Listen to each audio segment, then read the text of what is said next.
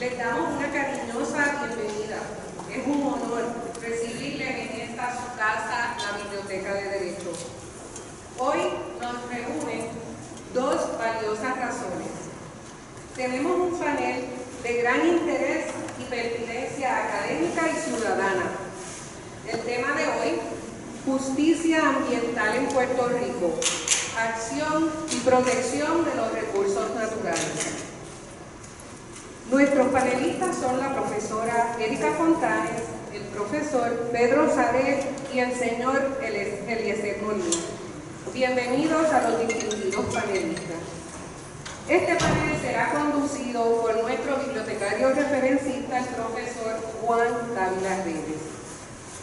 Pero les dije que son dos valiosas razones. Con la presente reunión cerramos una jornada de actividades que iniciamos el 19 de octubre del 2022 en el aula magna de la Escuela de Derecho.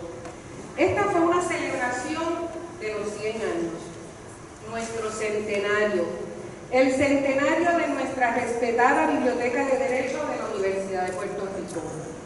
100 años de servir a nuestros estudiantes, a nuestra gloriosa universidad y a nuestro país de manera ininterrumpida. El personal bibliotecario, así como el Comité de Actividades de la Biblioteca de Derecho, trabajó con mucho entusiasmo en cada una de las actividades, que fueron todas apoyadas por estudiantes, profesores y visitantes en general. Fueron actividades académicas de altura, bien planificadas y organizadas con esmero. Fueron totalmente exitosas. Enmarcado en este centenario, queremos destacar y compartir particularmente una actividad que fue muy especial para nosotros por su trascendencia. Durante el primer semestre 22-23 se llevó a cabo la siembra del árbol centenario. Este está ubicado frente a la Escuela de Derecho, aquí en nuestra área verde. En ese entonces recibimos al señor Andrés Sanfiorencio, arbolista del recinto del Río Piedra. Y como dije durante la inauguración de esa jornada, don Andrés, con la sabiduría de quien conoce la tierra y las plantas, nos obsequió y plantó ese pequeño tesoro. El árbol, un Himanea curvanil, mejor conocido por todos nosotros como el algarrobo. Ese algarrobo comenzó a afianzar sus raíces en tierra de la Escuela de Derecho, donde lo estamos viendo crecer y florecer. Importante compartir un gran detalle de esa semilla. Este algarrobo nace de una semilla, hija de los fuertes y frondosos algarrobos que custodian por décadas la torre de la Universidad de Puerto Rico. Por eso, el respeto a nuestro algarrobo. La placa que acompaña el árbol tiene inscrito: la Biblioteca de la Escuela de Derecho de la Universidad de Puerto Rico es la memoria histórico-jurídica de la sociedad puertorriqueña. Y citamos las palabras de nuestro bibliotecario y senador académico por la Escuela de Derecho, el profesor Miguel Ángel Rivera Álvarez. La actividad de esta tarde cierra este gran evento del centenario de la Biblioteca de Derecho. Ya dicho esto, continuamos entonces con la actividad de la tarde. Llamo al director de la biblioteca, al profesor Samuel Serrano Medina, quien tiene un mensaje para usted. Buenas tardes.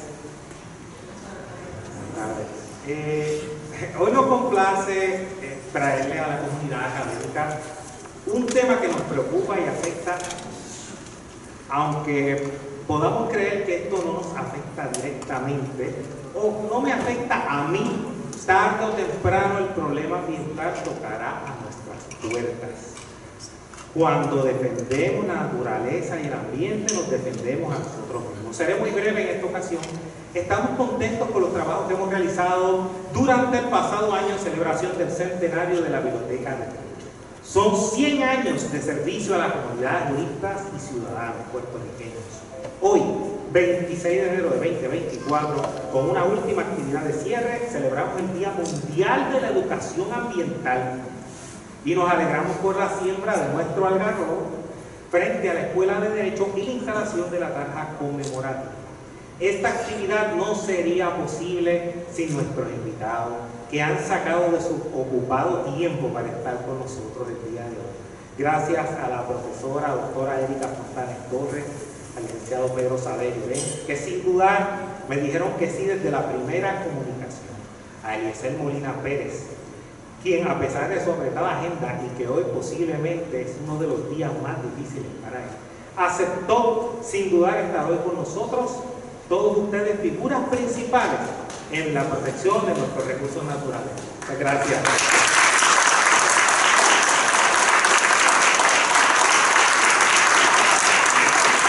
Gracias por estar aquí.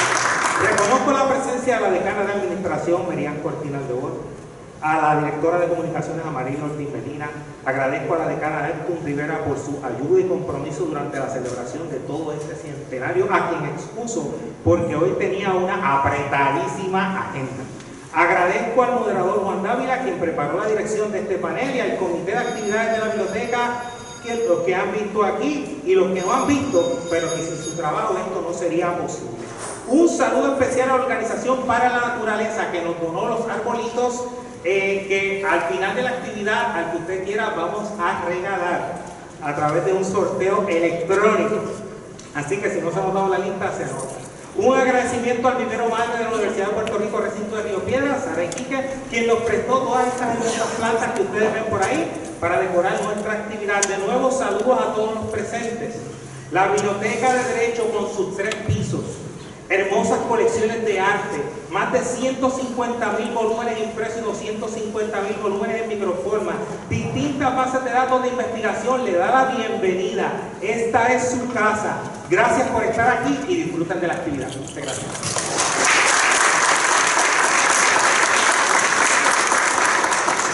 Muchas gracias, señor director. Ahora damos paso a la actividad Justicia Ambiental en Puerto Rico, acción y protección de los recursos naturales.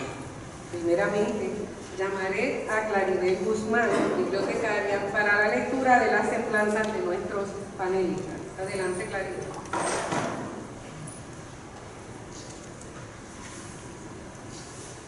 Muy buenas tardes.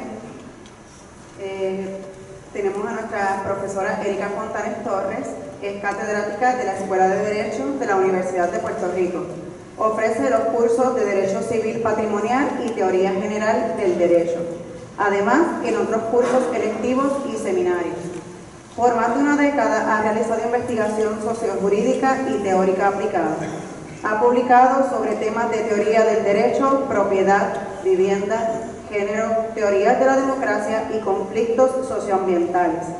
Colabora con la Clínica de Asistencia Legal en casos de interés público y con grupos comunitarios y organizaciones vinculadas al empoderamiento ciudadano, la protección de bienes comunes y la justicia ambiental.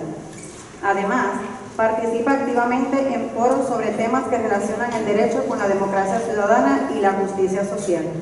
La profesora Fontanes enseña y colabora académicamente, además en otras facultades del recinto de Río Piedras, como el programa colaborativo entre la Universidad de Puerto Rico y el Departamento de Corrección y Rehabilitación, adscrito a la Facultad de Estudios Generales. En la maestría Gestión Cultural de la Facultad de Humanidades y en proyecto Academia al Servicio de la Comunidad, coordinado en la Facultad de Educación, entre otros. La profesora Fontanes cuenta con un doctorado en Filosofía Política Jurídica, un LLM en London School of Economics and Political Science y un Juris Doctor y Bachillerato en Artes, ambos de la Universidad de Puerto Rico. En el 2014, el Colegio de Abogados y Abogadas de Puerto Rico le otorgó por su trayectoria la medalla Milita Vientos Gastón. Desde enero de 2023 es académica residente en el Centro de Investigaciones Sociales de la Universidad de Puerto Rico y es autora de varios libros. Nuestro señor Eliezer Molina Pérez es agricultor natural de Mayagüez, Puerto Rico. Posee un bachillerato en Ingeniería Civil de la Universidad Politécnica de Puerto Rico. Se ha destacado por ser activista ambiental que comparte un amor por la agricultura desde temprana edad y por su formación en el sistema de educación pública.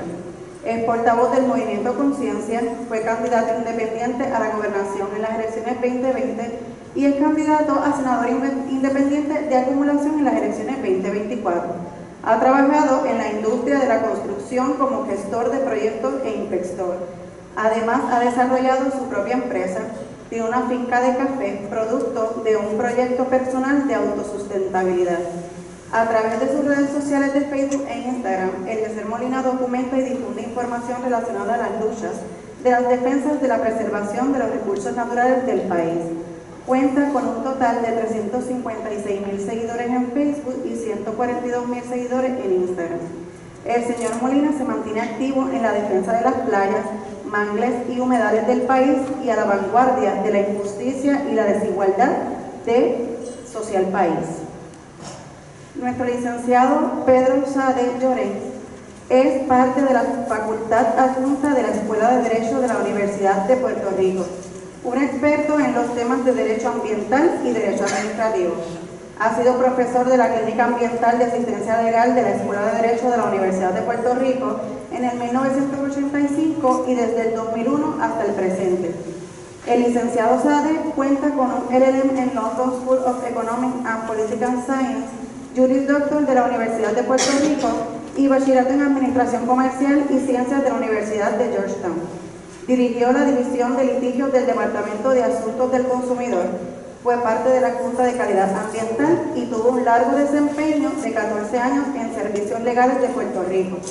Es abogado litigante que se ha presentado en los foros administrativos, en todos los niveles del Tribunal de Puerto Rico, en el Tribunal Federal para el Distrito de Puerto Rico, el Circuito de Apelaciones y el Tribunal Supremo de Estados Unidos.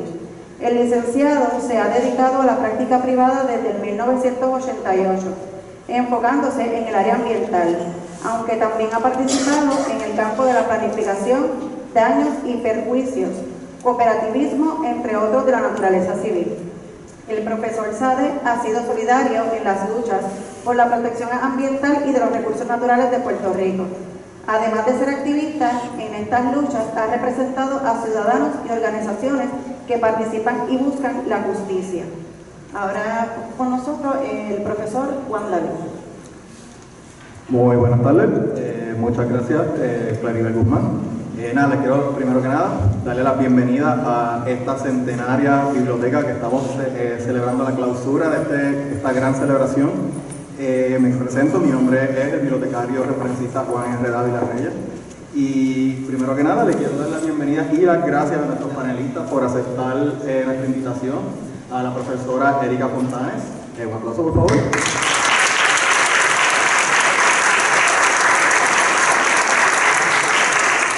Al señor Eliezer Molina.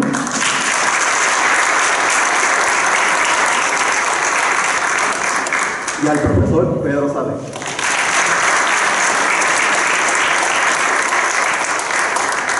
Les doy la bienvenida a esta centenaria biblioteca. Y primero que nada, quiero hablarles un poquito, porque algunos pueden estar preguntándose qué es justicia ambiental. Pues miren, el United States Environmental Protection Agency define justicia ambiental como, y cito, el trato justo y la participación significativa de todas las personas sin importar su raza, color, origen nacional, ni ingresos en relación con el desarrollo, la aplicación y el cumplimiento de las leyes, los reglamentos y las políticas ambientales. Y cierro cita.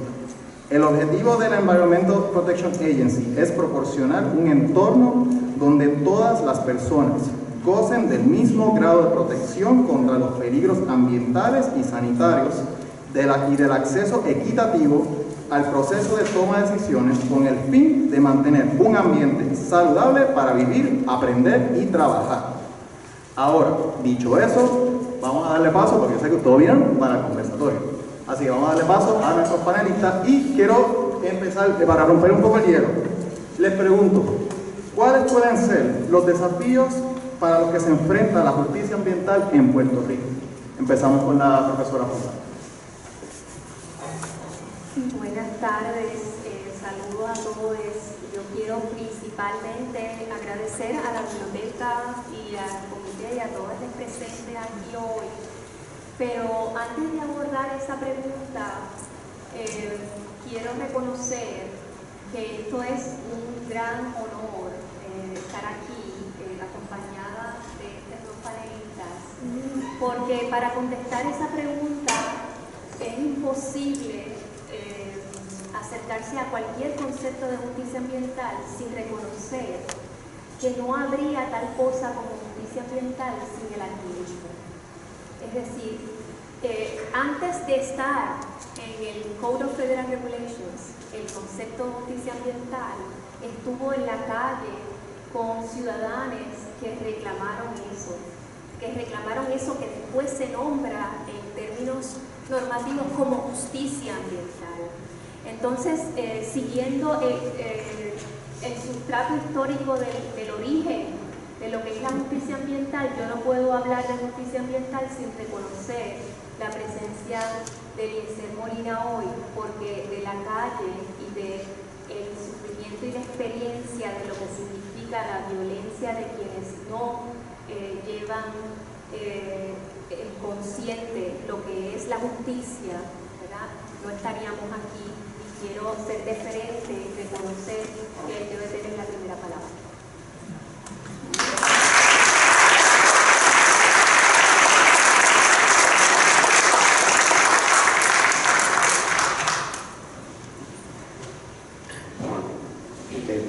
Gracias a todos aquí presentes por estar aquí, ¿verdad? A los que han dedicado este espacio para hablar sobre un tema tan importante, a los panelistas por su trayectoria. Tal vez las motivaciones de nosotros han sido, si ustedes saben, las acciones previas que nos han enseñado a nosotros parte del camino, y no quisiera hablar en términos legales porque no me corresponde, peritos son ellos, pero para mí la justicia ambiental es el derecho a ser felices. Cuando el ser humano comenzó su trayectoria, simplemente la curiosidad lo hizo caminar y le dio la vuelta al mundo. Puede que haya partido hace 7 millones aproximadamente del chat y siguió su trayectoria caminando y aprendiendo hasta llegar a lugares como Mesopotamia, después cruzó, llegó hasta las partes altas de Europa y Siberia, allá se va cruzando evolutivamente, continúa a la par creciendo igual por el Pacífico, hasta que muchos años evolutivos lograron desarrollar, después de la primera revolución industrial que la hizo el Homo habilis, el Homo sapiens, el ser humano, que es lo que somos nosotros. Y durante esa trayectoria el ser humano vivió la justicia ambiental, estaba buscando cómo poder sobrevivir ante los cambios del clima y el medio ambiente. Y he entendido que después de 7 millones de años de caminar, el ser humano encontró lo que es la justicia ambiental, porque caminó el mundo y llegó hasta el mismo lugar y se dio cuenta que solamente buscaba la felicidad porque no aprendió a cuidar lo que tenía, que eran los recursos naturales. Y ahí quiero yo dejarle un poco de lo que entiendo, lo que es justicia ambiental, porque los recursos naturales nos hicieron a nosotros, nuestro ser, nos dieron la felicidad. Y usted puede llevar a un niño a la playa y lo va a ver sonreír jugando en la arena, aunque el agua tal vez le toque los pies. Eso usted no lo va a ver cuando está jugando un videojuego.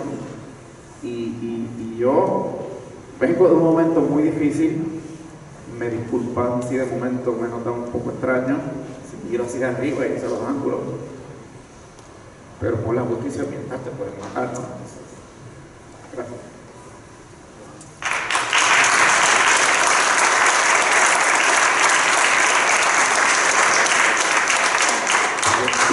Primeramente, mi respeto a Eliezer y solidaridad en estos momentos de tan difícil situación. La violencia contra las personas que defienden la justicia ambiental, los recursos, no es nueva en Puerto Rico. Lo que hemos visto en las últimas horas es de los más graves. Se ha dado escasamente en Puerto Rico, pero no es único, no son únicos esos hechos, porque conocemos de la represión, de las acusaciones criminales, de la persecución. Así que reitero mi solidaridad a ti y a tu familia, Elisa. La pregunta es cuáles son los retos para la justicia ambiental. Invita primeramente a uno pensar un poco de qué es exactamente la justicia ambiental. Y como indicó la profesora, pues tiene su historial. Se puede decir que nació de las luchas de los derechos civiles en Estados Unidos, que tenía un alto matiz de discrimen racial de tipo ambiental. Luego se plasma y se maduran esas ideas y llega a los libros, por decirlo así, en una orden ejecutiva de los 90 del presidente Clinton, y el presidente Biden la ha recogido en una orden más reciente. Y el concepto básico de justicia ambiental es el que la aplicación de la legislación ambiental y las decisiones del gobierno federal no afecten en forma injusta o desmesuradamente a ciertos sectores poco privilegiados o más vulnerables. Ese concepto todavía está, pero hay que decir que me parece que justicia ambiental es un concepto que se ve en otros países, no exclusivamente en Estados Unidos, bajo otras vertientes o otros tonos. Y creo que el concepto básico de equidad, que está en el fondo de la justicia ambiental, que no sea injusto, ¿verdad? Que no sea desproporcionado la aplicación a ciertos sectores, tiene entonces también como adjunto a ese concepto la justicia climática, que es cómo es que el cambio climático afecta más a unos sectores y más a otros, y también justicia energética, que es cómo toda la problemática de la generación de energía sea justa en su aplicación, como nos sucedió precisamente en María, que los sectores que más padecieron eran sectores más desfavorecidos, hasta el punto que, como saben, nos costó 3.000 vidas o más el huracán María. Bueno, eso como primero acercamiento, creo que ya se acabó el tiempo. Pero,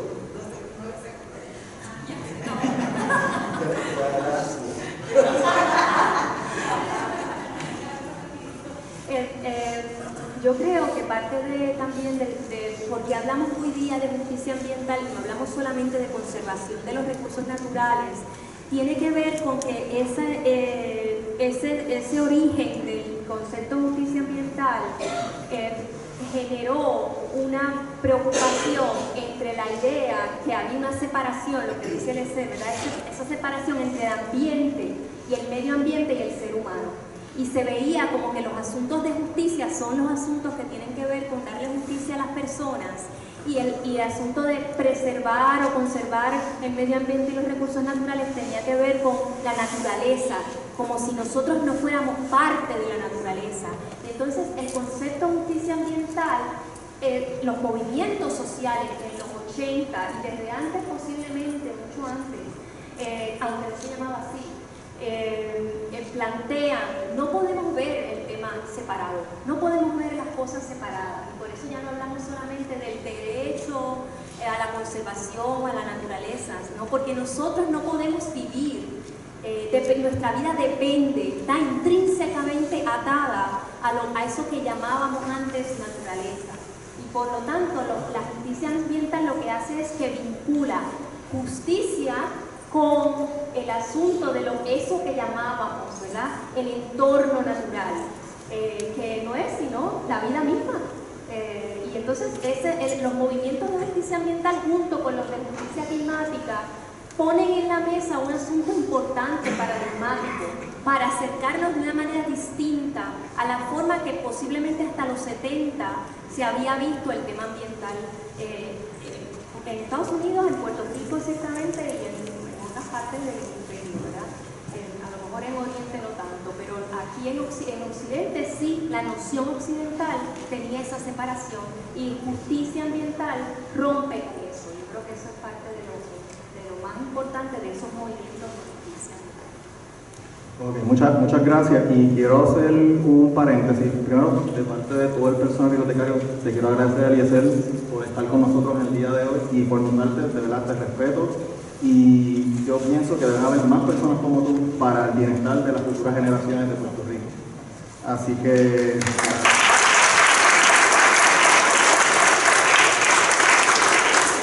Ok, ya pues, pasada la introducción, voy a explicar entonces las reglas del conversatorio.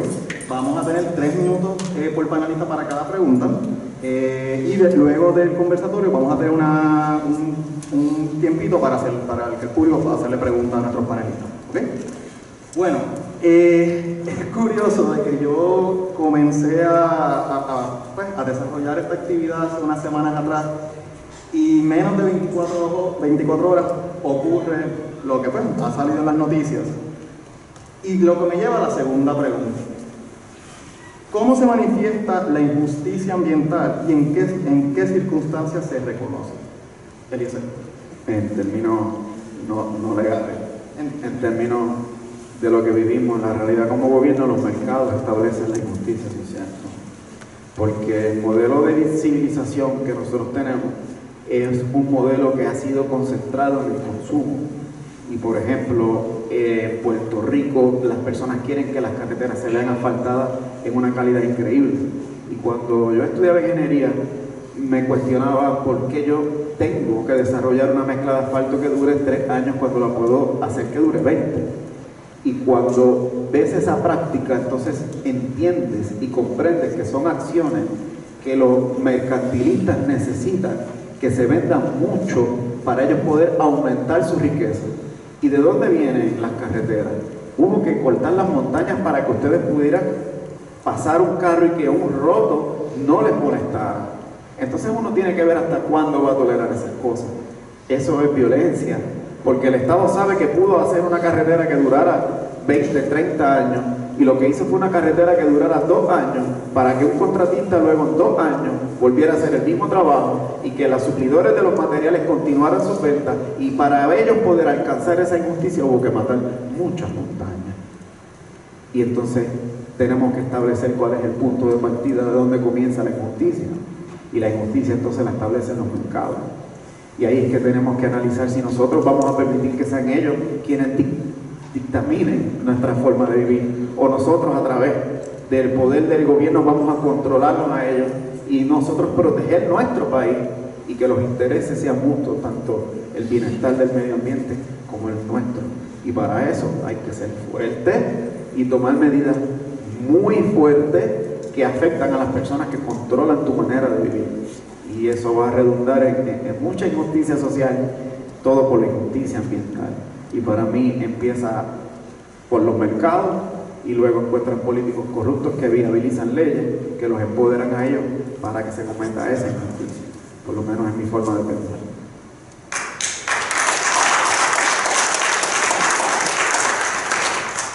Vamos a la segunda pregunta.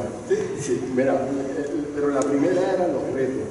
Y yo creo que quizás puedo vincular los pensamientos con la primera y la segunda, pero acaba de decir él, es que las mismas causas que nos tienen en la crisis ambiental y climática son las mismas que producen la injusticia social. Porque si de momento hacemos abstracción de justicia ambiental y lo que enfatizamos es en la desigualdad tremenda que existe en nuestra sociedad y en otros países, entonces se sobrepone a esa injusticia ya preexistente unas decisiones ambientales. Y entonces esas decisiones ambientales tienen la característica en muchos casos de agravar la injusticia y desigualdad ya preexistente. Esa es la acepción, digamos, más clásica de lo que es injusticia ambiental. Puede haber decisiones gubernamentales o de las entidades privadas que destruyan el medio ambiente, los recursos naturales, como ustedes quieran decirlo, o lo común, usando el concepto muy bien elaborado y explicado en el reciente libro de la profesora Erika Fontana, que destruyen esa herencia básica, se le puede llamar la naturaleza, ¿verdad? No todos los casos en que se afecta la naturaleza agravan una situación de desigualdad anterior, a mi modo de ver. Y si uno reflexiona un poco de las distintas luchas que ha habido en los últimos años o décadas, uno podría decir, en este tipo de controversia parecería que había mucho más componente de injusticia social que de meramente injusticia ambiental o de impacto ambiental. Cuando pienso, por ejemplo, en el libro de Carlos Zenón sobre la lucha de Vieques, él explica en ese libro que la razón que le llevó a retar a la Marina era porque la Marina no quiso negociar con los pescadores para salvar su fuente de vida, que eran las nazas. Y está claro entonces que lo que los pescadores tenían en mente en ese momento no era necesariamente una defensa ambiental de los corales, aunque para ellos era y es importante, sino era el medio de vida. Y esa es una realidad que creo que se reproduce en muchos países, que nace un reclamo de naturaleza ambiental, pero montado sobre una situación de desigualdad brutal social y económica. Cuando en Sol y Playa, por ejemplo, surge el reclamo contra un deslinde, contra una línea mal calculada sobre lo que es la zona marítimo terrestre, las personas dijeron, algo anda mal, porque ese bien común, esa playa que puede usar nuestra familia, no va a poder ser igual. Así es que hay ahí insertado dos conceptos, el reclamo ambiental y de justicia, pero un reclamo a base de un bien común. Y así podemos continuar pensando en otros ejemplos.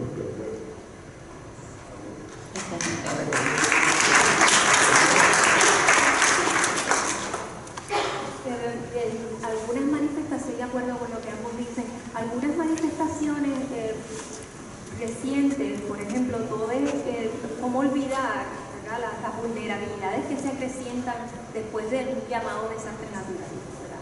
Ante la crisis climática, una de las formas más, que quizás la tenemos más en la piel, en la memoria, de cómo se manifiesta la injusticia ambiental, es que evidentemente hace unos años, por ejemplo, decían, no, porque los problemas ambientales afectan a todo el mundo.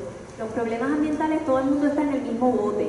Pero no es cierto que todo el mundo está en el mismo bote, porque parte de lo que estamos enfrentando a nivel global es un extractivismo que no tiene limitaciones y una acumulación de riqueza por ciertos sectores de lo que Naomi Klein ha llamado el capitalismo del desastre. Entonces hay unas corporaciones, hay unas entidades, hay unas multinacionales que le han sacado provecho a esa vulnerabilidad. Es decir, han convertido en un negocio las necesidades de la gente. Y cada vez son más las necesidades de la gente ante la crisis climática, ante las crisis ambientales. ¿Cómo se manifiesta la injusticia ambiental? Se manifiesta porque cada día que pasa estamos enfrentando peores situaciones ante la crisis climática y cada vez son más las personas que definitivamente viven de una manera más precaria y más vulnerable ese impacto de la crisis climática. Se manifiesta porque hay unos sectores que se están enriqueciendo precisamente de la miseria y de la vulnerabilidad, porque se ha convertido en un negocio aquello que debió haber sido una necesidad, un elemento esencial para la vida. Ya lo vimos en el 2010 en las calles de Cochabamba, Bolivia, cuando intentaron privatizar el agua, un elemento esencial para la vida. Le prohibieron a las bolivianas que pudieran coger agua de lluvia, para así, porque una compañía multinacional decidió privatizar, porque el gobierno de Bolivia decidió privatizar el agua. La consecuencia no solamente se ha visto en Bolivia, se ha visto en un montón de lugares a nivel global, y aquí en Puerto Rico la estamos viviendo. Para mí el reto principal, o uno de los retos principales que nosotros al día de hoy estamos enfrentando en términos de injusticias ambientales, para que no se siga recrudeciendo el tema de la injusticia ambiental, uno de los retos principales es que la lógica de la privatización de lo que nos es común y nos pertenece porque es esencial para la vida, se detenga. La privatización y la acumulación de riqueza de unos pocos por aquello que para nosotros es fundamental para la vida, ese es el reto principal al comienzo, en las primeras décadas del siglo XXI, en la crisis climática. Si eso no se detiene, la injusticia ambiental va a continuar.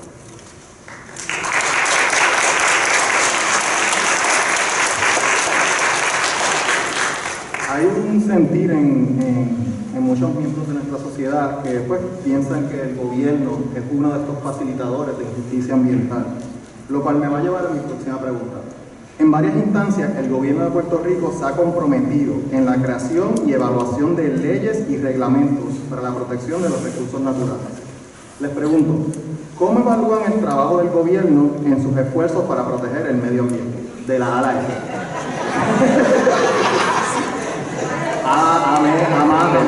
Pensé que iba a ser una de las preguntas más difíciles de mi vida. Pero gracias por darme el intervalo, porque entonces no me muevo de la F y ya es más simple. Me parece que volvemos a lo mismo. La licenciada correctamente lo ha dicho. El gobierno no hará nada porque está operando en función a los mercados.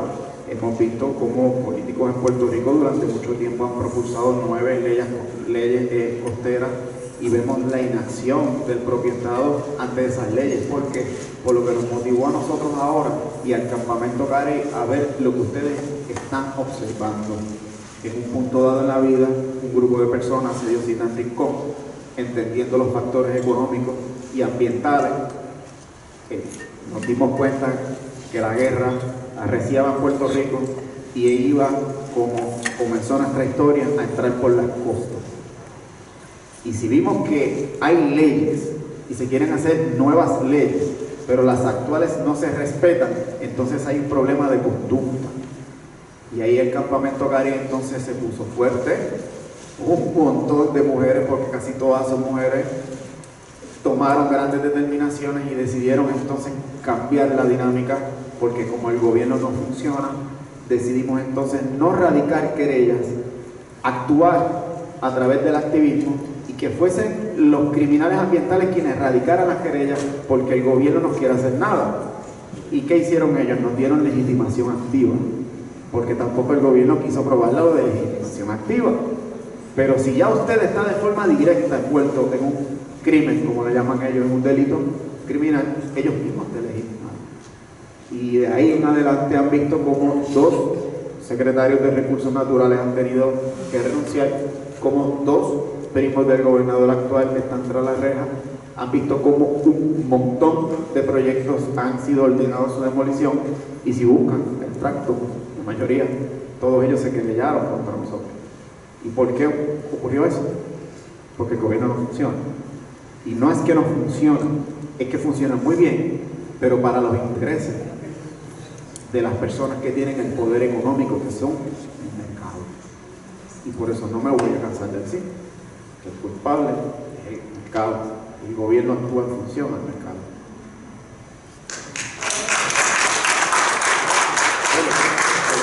Coincido con ese en términos de la evaluación de si el gobierno cumple o no con los objetivos de las leyes y reglamentos. Pero pensando un poco más en relación a justicia ambiental como tal, ese es un concepto que yo diría que en general está más arraigado en la estructura decisional del gobierno federal, porque está más claro en términos de que las agencias deben cumplir. En Puerto Rico, yo creo que falta hacer una investigación, pero ese concepto de justicia ambiental no está en las leyes como debe estar. Y aún en aquellas instancias en que está, hay decisiones federales mismas que dejan mucho que desear, y yo quiero aprovechar este foro para hablar de 2 o 3 instancias. Una de ellas es el dragado de la Bahía de San Juan y el terminal de importación de gas de New Fortress. Todos sabemos que New Fortress es una empresa que importa gas natural y se la vende a las autoridades eléctricas y a clientes privados. Es una corporación hermana de Minera, que es la que opera el sistema público de generación del país. Todas ellas bajo una corporación matriz. Y ahí tenemos el primer problema de conflicto de interés potencial. El terminal de New Fortress en San Juan se construyó sin autorización federal cuando debió requerirse, porque todo terminal de importación o exportación de gas natural, llamado LNG, Liquid Natural Gas, se supone que ya atravesaron un proceso de evaluación de seguridad ambiental. Y eso no sucedió. Eso se está haciendo ahora, pero lleva años operando.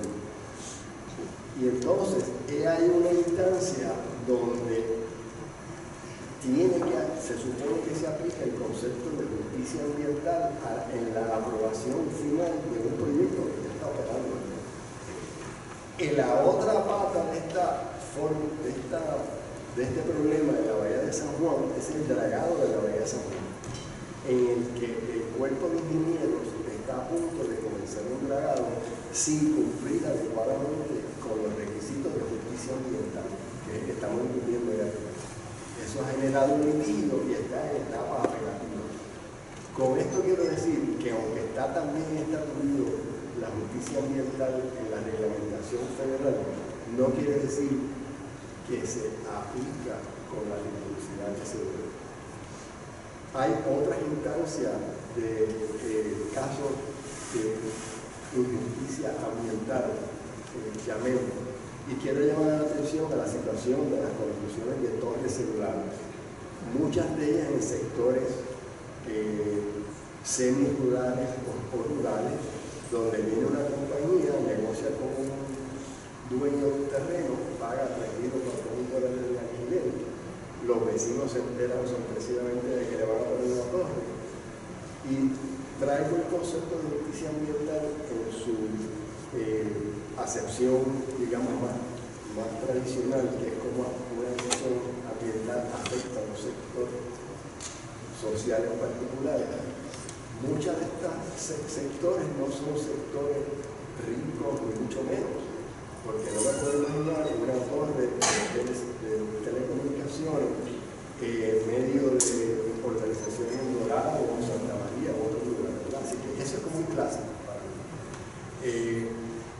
Y hay otras instancias más de justicia ambiental. Piensen en los vecinos de los vertederos, o sea, Arecibo y otros más. El de Arecibo en particular,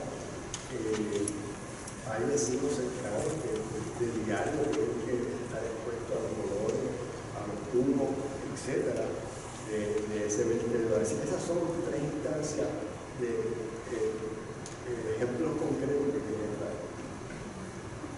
Pienso también en cómo la depredación del territorio, si en un lugar se autoriza un proceso de urbanización, ¿qué impacto va a tener eso en otras comunidades que a lo mejor no se está midiendo el impacto concreto de cómo esas comunidades, como consecuencia de que se hizo un centro comercial arriba o que se secó un humedal allá, eventualmente eso va a impactar a una comunidad informal o a un barrio, o en la próxima tormenta la represa se va a desbordar y va a afectar y va a tener que desalojar a un montón de gente. O sea, son circunstancias de injusticia ambiental, porque la toma de decisión de algo que parecía inconexo va a afectar de una manera desproporcional a grupos, a lugares donde no necesariamente tienen el mismo poder de acceso a las agencias para poder participar, entre comillas, ¿verdad?, de la toma de decisiones de lo que va a ocurrir. Pero quería rápidamente a la pregunta de si el gobierno cumple o no, ¿verdad? Quería decir dos cosas. Primero, el gobierno utiliza una falacia. Constantemente el gobernador la dice, y cualquier gobernador lo han dicho todos, constantemente y públicamente, que es el supuesto balance que hay que tener, ¿verdad? Siempre que las periodistas le dicen, ¿y usted qué opina sobre lo que pasó en Salinas? ¿Usted qué opina sobre lo que pasó en Rincón? Sale el gobernador con este mantra de que hay que tener un balance entre el desarrollo económico y la protección del medio ambiente.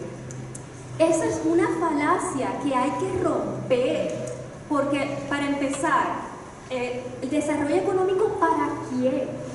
¿Para quién? Cuando se está generando supuestamente Producto Interno Bruto, cuando se está generando supuestamente mejoría económica, entre comillas, ¿quiénes disfrutan de ese supuesto aumento y desarrollo económico? No es la mayoría del pueblo, no es la gente. Es decir, hay razones sobradas para que nosotras en el día de hoy sepamos ya hasta la saciedad que las fórmulas y los acercamientos económicos no funcionan para la mayoría de la población, y seguimos con las mismas teorías económicas y seguimos diciendo que hay que tener un balance entre desarrollo económico y protección del medio ambiente. Y la segunda falacia que viene de eso es la premisa de que lo económico, la actividad de producción, de urbanización, o lo que sea, no necesita del medio ambiente. También es falaz. Lo que pasa es que lo común le han quitado la dignidad. Nadie puede ni acumular riqueza ni hacer desarrollo económico sin los cuerpos de las mujeres, sin las teorías de reproducción, sin que haya una interdependencia en los recursos que tienen que ver con agua, con ríos, con aire, con árboles. Eso no es, simplemente es imposible.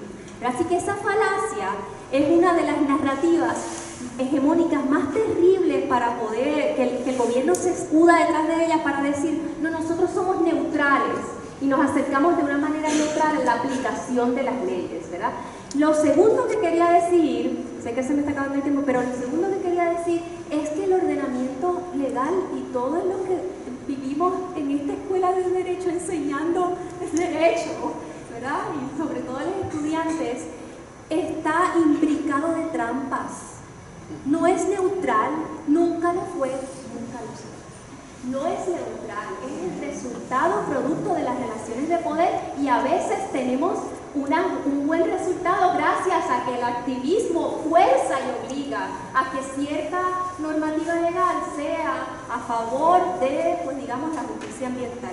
Pero no es neutral, y nuestro ordenamiento jurídico actual, la ley, la llamada ley de reformas de permisos, es la trampa principal que normaliza y legitima toda esa producción, ¿verdad?, de privatización de los bienes comunes y de lo que se ha mencionado del mercado. Es decir, esta ley lo que ha hecho es que ha eliminado prácticamente las evaluaciones ambientales, incluyendo dentro de lo que es evaluación ambiental, la evaluación de cómo a ciertas comunidades le va a afectar de una manera desproporcionada la ubicación de vertederos, lo que fuera, ¿verdad? Está podrida. O sea que cuando usted le llamen la atención de que hay un reglamento conjunto y que hay una ley de permiso, hay que activarse, porque esa es la ley que está diseñada de manera tramposa para supuestamente, ¿verdad?, mirar de manera neutral fundamental la idea del balance entre desarrollo económico y medio ambiente o justicia ambiental.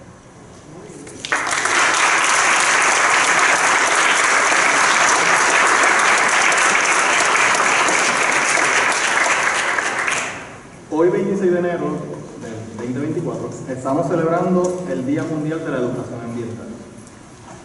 Yo, antes de comenzar a trabajar en la Biblioteca de Derecho, estuve trabajando en una escuela y algo que desde antes, de mucho tiempo, yo siempre pensaba que el comienzo para empezar a arreglar la situación social en la que vivimos es la educación, es educar al pueblo.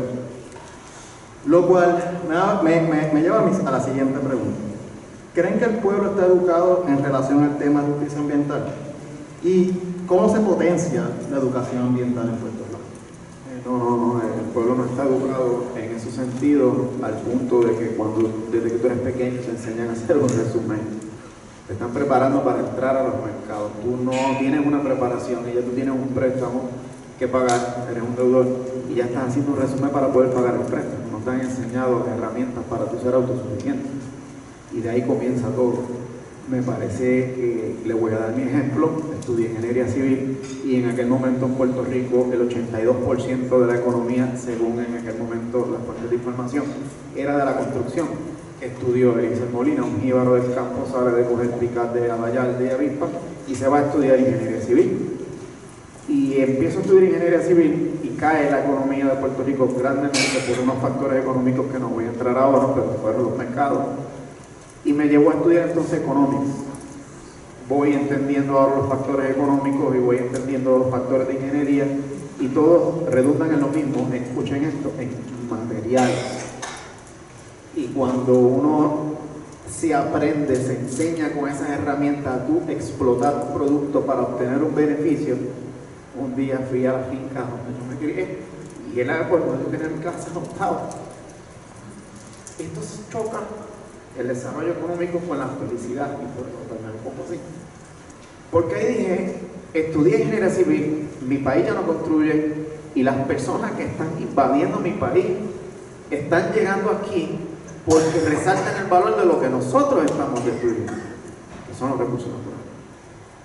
Y no son los factores económicos, ellos están ganando grandes sumas de dinero porque están alquilando a Puerto Rico en los espacios que ellos compraron, vendiéndoles como que ustedes tienen el país más lindo del mundo, porque ustedes tienen unos ríos envidiables, porque ustedes tienen unas playas envidiables, porque ustedes tienen montañas, tienen cavernas y tienen una civilización y una sociedad que les decían que era la más feliz del mundo porque está atada directamente a eso. Y ahí me di cuenta que me habían entrenado para destruir la felicidad mía y la de ustedes. Y en ese momento entendí que no había educación y que tuve que hacer, recurrir, y por eso estoy aquí, aunque hoy hayan intentado matar a mis hijos y a mi esposa, a la biblioteca a buscar documentos como este, el derecho al honor que salió hace poco por la compañera, pero son los documentos que dicen. Son los documentos que educan mucho más allá de los textos por los cuales el sistema te quiere guiar, porque para la compañera desarrollar eso tuvo que enfrentar la injusticia con la justicia, tuvo que estudiar una y defender la otra. Y me parece que si el gobierno quiere que tengamos una sociedad educada, entonces el sistema de educación no puede estar establecido por los mercados y tienen que ser los profesores y tienen que ser las personas que están atadas a esos recursos los que legislen y proyecten una educación que vaya en función al balance. Porque si nosotros necesitamos un balance, es que no nos veamos todo el tiempo en el acecho de tener que estar buscando un trabajo para comprar comida porque yo tenía una finca. Que yo no tenga que dejar de ver a mis hijos porque tengo que trabajar mucho para poder pagar un colegio porque han destruido nuestro sistema de educación. De eso es lo que estamos hablando. Así que si tuviésemos un sistema de educación, a mí no me tuviese que estar disparando, puñeta. ¿Hasta cuándo vamos a permitir que destruyan nuestro sistema de educación?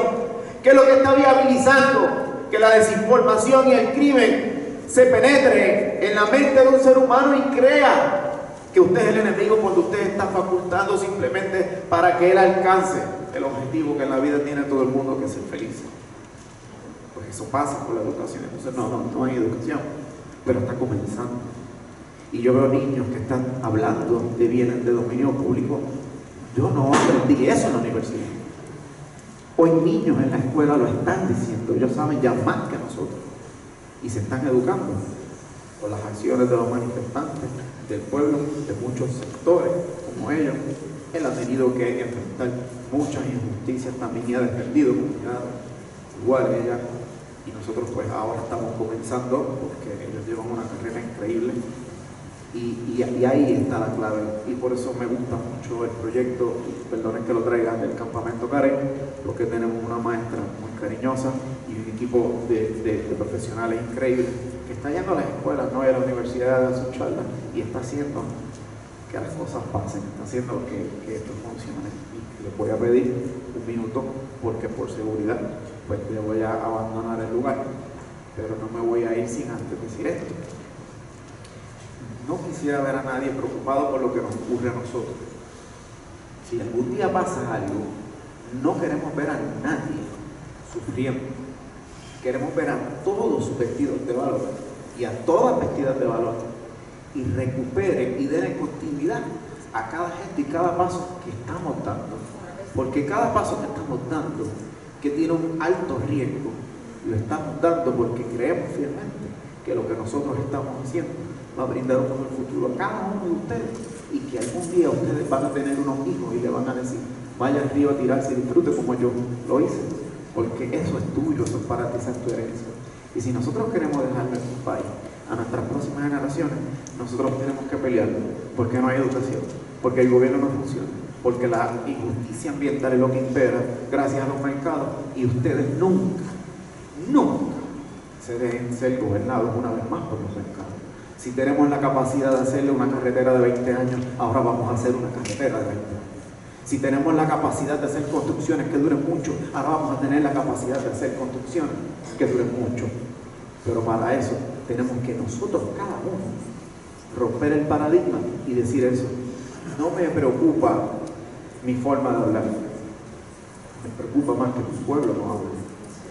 Y cuando lo tilden a usted de violento por intentar entonces resistir el abuso, recuerde siempre que la violencia es lo que lo llevó a usted a reaccionar.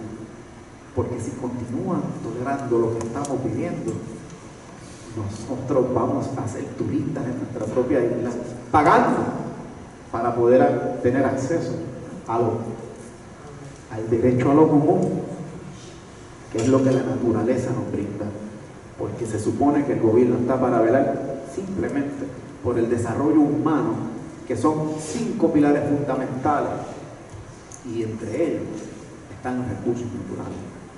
Así que este es su país y nosotros vamos a hacer lo que tengamos que hacer porque ustedes no se lo cuidan. Así que gracias a cada uno de ustedes, y que se brinden más estos espacios, y que en la eventualidad podamos tener este tipo de charlas.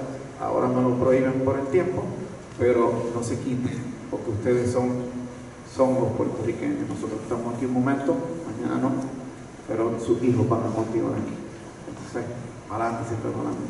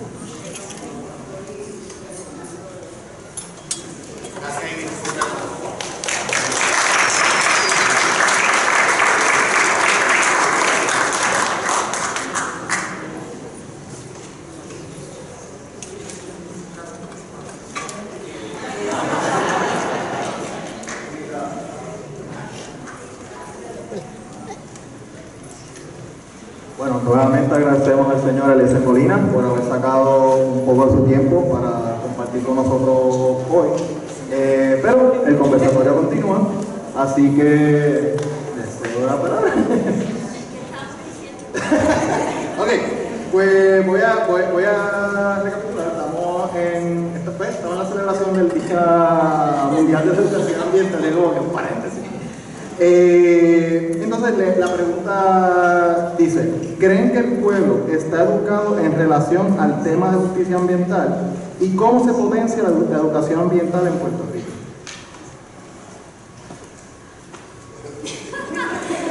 Bueno, yo creo, yo he visto algunas instancias en las que me parece que es significativo el cambio. Yo creo, como dijo Eliezer, que el tema, por ejemplo, de las playas, el tema de las playas, la zona marítimo terrestre, nos ha indicado que hay más conciencia del tema. Eso no quiere decir que hay igualdad de poder, ¿verdad? Gracias a que los grupos ambientales se mantienen, establecen campamentos, están ahí, fuerzan a los medios de comunicación, ahí enfrentan la fuerza de choque y la violencia del Estado cuando está. De pronto es inevitable, ¿verdad? Aquello que era invisible, ahora de pronto es un tema fundamental. Y eso ha hecho que uno pueda apreciar que a través de las generaciones hay cosas que antes jamás se mencionaban. Eso de la zona marítimo terrestre, como dice Eliezer, eso nadie ahora, todo el mundo habla de la zona marítimo terrestre. Pues eso hace unos años, 10 años, eso no era, ¿verdad? O sea que yo creo que ha habido, el tema de la educación es también problemático, ¿verdad? Porque la premisa es que la gente no sabe. Entonces, hace falta, yo creo que visibilizar los vínculos, ¿verdad? De las realidades materiales. Hay unas realidades materiales, la gente sufre las consecuencias de los problemas ambientales, etcétera, pero no necesariamente se logra hacer el vínculo de que eso que pasó aguas arriba me afecta cómo yo vivo. O sea, la pregunta básica de cómo queremos vivir, la pregunta de cómo vivimos, tiene mucho que ver con poder identificar las condiciones ambientales, lo que llamamos los recursos naturales, pero todavía estamos desarraigados. Nos hace falta más arraigo, reconocer que sin los vínculos de lo llamado ambiental, simplemente no tenemos condiciones fundamentales para la vida. Amaya Pérez Orozco, una economista feminista en España, ella dice, hay que poner la vida en el centro. Entonces, ¿qué es poner la vida en el centro? Pues reconocer que no hay economía posible, ni desarrollo, ni éxito, nada, sin las condiciones elementales de lo que significa vivir y sin los elementos esenciales. Pero como decíamos ahorita, los elementos esenciales ahora de pronto solo los puede tener, ¿quién puede tener electricidad ahora? ¿Quién puede tener el préstamo para pagar las placas solares? ¿Quién puede tener educación? Educación plena y digna, quien tiene el dinero para poner educación privada. Es decir, todo se ha privatizado, todo se ha convertido en un negocio, entonces eso no se vincula. Cuando hablamos de educación hay que un poco, pues, quizás complejizar un poco más, ¿verdad? Decir, la toma de decisiones de alguien allá, el mundo privado de cómo se hacen los negocios, el financiamiento, tiene que ver con cómo yo vivo, tiene que ver con cómo yo paso el día, con cuánto tiempo estoy en el tapón, con el asma que le dio a mi niña, con el cáncer y la incidencia del cáncer, con la incidencia de diabetes. Es decir, vincular eso yo creo que es lo que nos falta, más allá de decirle a la gente, ¿verdad?, la letanía de "ay, déjame educarte", es que necesitamos una profunda inyección de democratización de los procesos y que la gente vea que lo político está vinculado a la materialidad de cómo vive.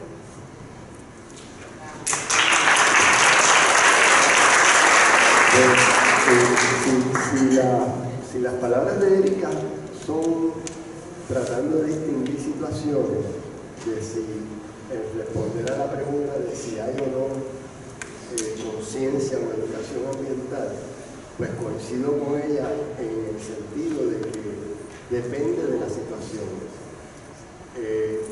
Si enfocamos en justicia ambiental en términos de si apliquen justamente una situación a unos más que otros, yo creo que en Puerto Rico la defensa de las costas quizás puedes tener a personas que no puedan conceptualizarlo como justicia ambiental, porque yo no voy a poder disfrutar la playa como antes porque está restringido el acceso, porque han hecho una delimitación incorrecta de la zona marítimo terrestre. Así que en ese sentido, pues sí, no ha llegado la educación a la justicia, al nivel de justicia ambiental que queremos, o sea, conceptualizarlo como tal.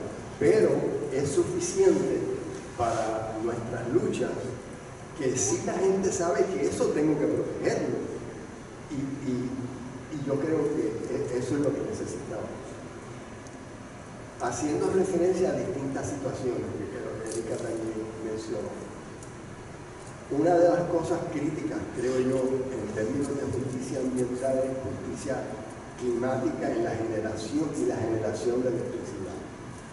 Tomen en cuenta la situación de la carbonera de Guayama. Esa empresa ha negociado con el gobierno una enmienda al contrato para que le paguen más mensualmente por venderle la electricidad a la autoridad de energía eléctrica. Y esa empresa a su vez está contaminando a los vecinos. Pues los vecinos, muchos de ellos a lo mejor no lo pueden conceptualizar así, pero otros sí. Pero de todas formas, esa es una relación que hay que descubrir o explicar, como dice Erika. Pero es insólito lo que está pasando con relación a la situación de generación. Igualmente, en relación a la generación, nos va la vida en términos de justicia ambiental y climática, porque está establecido claramente que si tuviésemos sistemas distribuidos de generación en techo, nos da más oportunidad, más independencia de los sistemas centralizados. Así que, ¿cómo vamos a generar? Está íntimamente relacionado con la justicia climática y la justicia ambiental. Así que, en otras palabras, pienso que sí hay instancias en que la gente está consciente que hay que defender las playas, hay que defender las costas, hay que defender la naturaleza. En otras instancias quizás no está tan claro, pero sí es cuestión entonces de profundizar en la educación. Y quiero en un momento dado más tarde hacer otro planteamiento. Voy a tomar un punto que acaba de mencionar, de que es algo que yo creo que muchos aquí estamos claros, de que hay que defender nuestros recursos naturales. Y una constante que hemos visto en la prensa es estos casos que ponen en peligro nuestros recursos naturales. Por ejemplo, el caso de las cenizas en Peñuela. Les pregunto, ¿ustedes creen que la justicia ambiental se puede ver como una lucha primordialmente de las comunidades impactadas por estos actos? Que es lo que estamos viendo en las prensas, que son estas comunidades pobres, marginadas, que son las que hacen ese frente inicial a estos actos que ponen en peligro nuestros recursos naturales. Depende. O sea, de nuevo, en el caso de las cenizas, la controversia surge porque la compañía quiso trasladar la ceniza y depositarla en un vertedero. Eso fue clara la identificación de las comunidades con que le traigan ceniza. Así que ahí sí hubo una identificación. El caso de los pescadores de Vieques, en el 78, 79, 80, era clara la identificación inmediata. Pero no necesariamente es así en todos los casos. Por ejemplo, la protección en el Parque Monaga hace par de años. No había una situación de contaminación de aire, de la sobrevivencia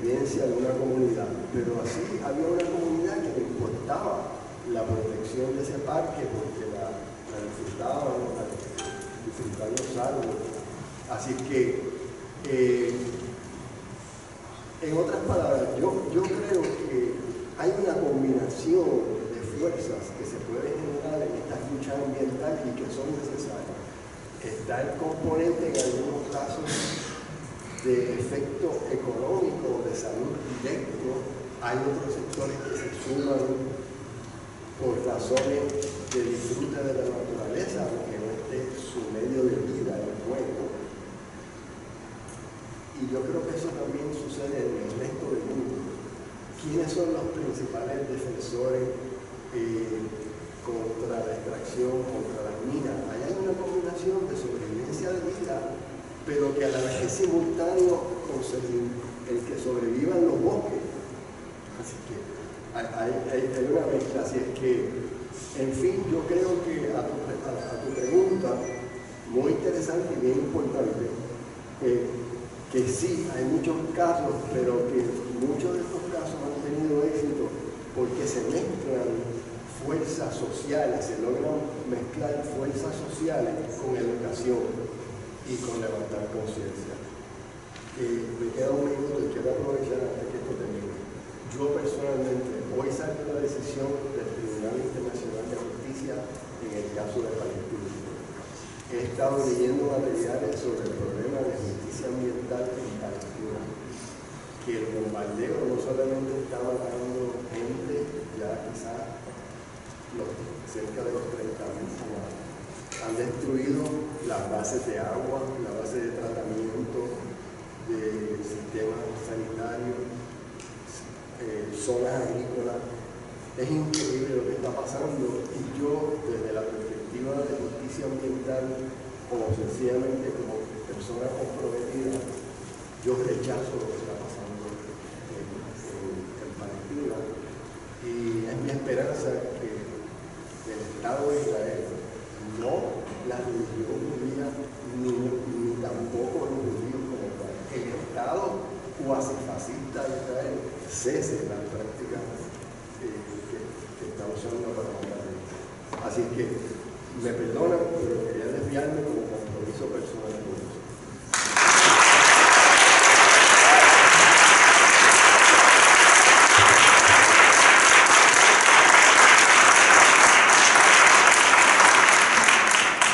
Voy a aprovechar, me solidarizo y también para aprovechar para precisar que ahorita hablabas de los retos y ahora de las luchas comunitarias, y las luchas por la justicia ambiental y la justicia climática de las que estamos hablando son luchas del territorio, son luchas sobre el planeta, son luchas sobre el territorio. Y quería leerles rápido una cifra que la traje y ejemplifica lo que está viviendo Eliezer ahora mismo y en los últimos años ha vivido. En el año 2020, 227 personas fueron asesinadas a nivel global por su activismo en la defensa de la tierra, el medio ambiente y los bienes comunes. Según la entidad Global Witness, a medida que la crisis climática empeora, el número de asesinatos aumenta, ¿verdad? No es de extrañar, me estoy citando a mí misma. El mundo enfrenta una crisis sin precedentes mientras continúa la explotación, la privatización y desaparición de las áreas naturales y los bienes comunes esenciales para la vida en el planeta. Lo que antes dábamos por sentado, como el agua, el aire limpio, comienza a extrañarse, y el acaparamiento y contaminación de las tierras es un fenómeno global. Es decir, sí, es la gente la que va a salir como salió en Cochabamba en el 2010 a la calle, porque es un elemento material. Si no hay agua, la gente, por razones de sobrevivencia, va a tener que salir a la calle a defender la forma de vida básica de sobrevivencia. Y en la crisis climática, donde sabemos que todos los años va a ser más calor, que todos los años va a ser más difícil respirar para ciertos sectores, son quienes ven sus condiciones de materiales para sobrevivir y para la vida más afectados, quienes eventualmente van a llevar la voz de alerta y quienes van a tener van a tener las de perder, ¿verdad? Quienes van a enfrentar esa violencia directamente. Obviamente hay ciertos sectores que por sus condiciones materiales son tan difíciles que no pueden a lo mejor ser los que lleven la lucha en las afueras. Por eso es que hay un compromiso ético político de quienes a lo mejor no estamos enfrentando más directamente en ciertos momentos las condiciones difíciles materiales para la existencia, de alzar la voz y levantarnos donde haya que levantarnos, porque eventualmente nos va a tocar a mayor cantidad de personas. Pero no hay duda que los sectores, los pueblos, sobre todo los pueblos del sur global, que son los que más viven día a día el empeoramiento de la crisis del planeta, los que van y están llevando la voz de alerta y están siendo asesinados y están siendo bombardeados porque están enfrentando en un estado de cosas depredador, ¿verdad? Y que lleva a la extinción no solamente de los humanos, la extinción diaria de miles y millones de especies todos los días que ni siquiera a lo mejor ni siquiera la humanidad ha descubierto. O sea que sí que hay condiciones materiales que evidentemente van a forzarnos a tener lucha en esa dirección. Bien.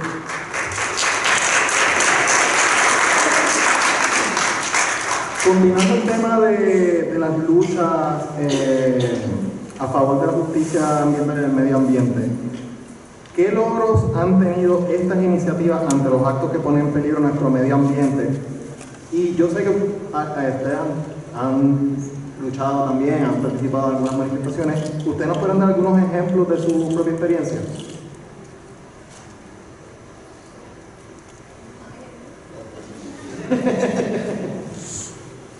Bueno, ya hemos hecho alusión a la situación en Vieques, ¿verdad? La pregunta es hacer una referencia a unas luchas anteriores. Bueno, las minas, ¿verdad? Porque si tenemos que hacer historia, y el foro de hoy fue interesante, tus preguntas fueron interesantes porque nos han obligado como a hacer un recuento. Las minas fueron una lucha bien importante para este país. Vieques fue sumamente importante. Y entonces las gestiones para lograr la protección de las zonas del Carso, y esa es una instancia interesante porque ahí había un gran componente de proteger la naturaleza, no necesariamente proteger un medio de vida, aunque están interrelacionados, porque el Carso es un medio para acumular agua en los acuíferos. Entonces, otra lucha importante que yo creo esta con mucho más vínculo con justicia ambiental, como antes discutido, es la lucha contra los campos de golf y hoteles en Piñones hacia Tarragona. Que ustedes saben que eso fue una lucha de los 70, 80 y que terminó en una reglamentación, pero ahí había una verdadera amenaza a las poblaciones. Y fue exitosa entonces la lucha para que no se llevaran a cabo esos proyectos. Imagínense si hubiese mantenido la extensión del condado, no deja de ver. El caso de la lucha contra la privatización del balneario de Carolina, las 5 cuerdas en el balneario de Carolina, en que la compañía de ellos firmó mucha historia. Pero sí. Esa fue importante porque se logró que esas 5 cuerdas no se privatizaran, como era la intención hacer un hotel o un hotel.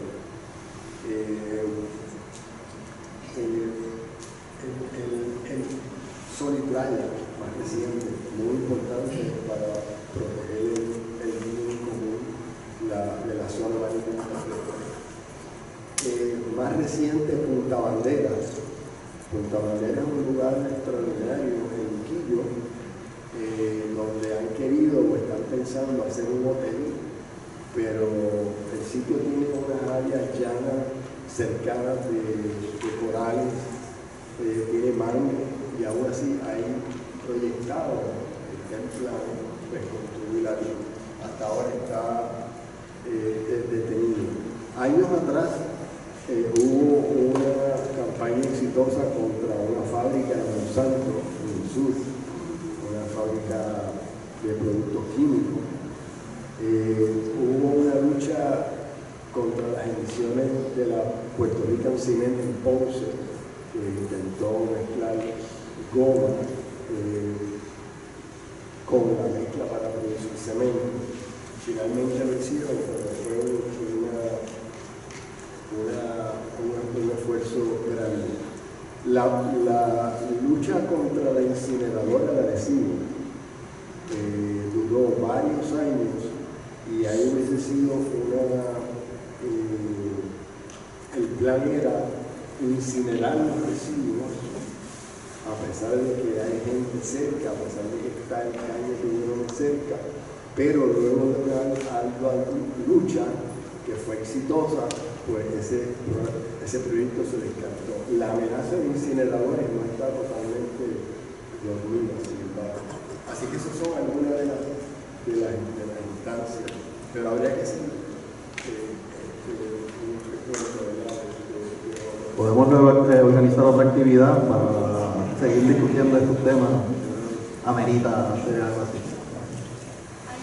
Hay dos referencias rápidas. La profesora Carmen Milagros Concepción tiene un artículo importante sobre los orígenes de los movimientos en Puerto Rico de justicia ambiental, el origen del concepto de justicia ambiental, y un libro también de la profesora, del colega Alejandro Torres y de Gustavo García, Democracia y Ambiente, donde recopilan la cantidad de comunidades que han salvaguardado ciertos espacios de bosque, de áreas de reservas naturales y han hecho planes de manejo comunitario, ¿verdad?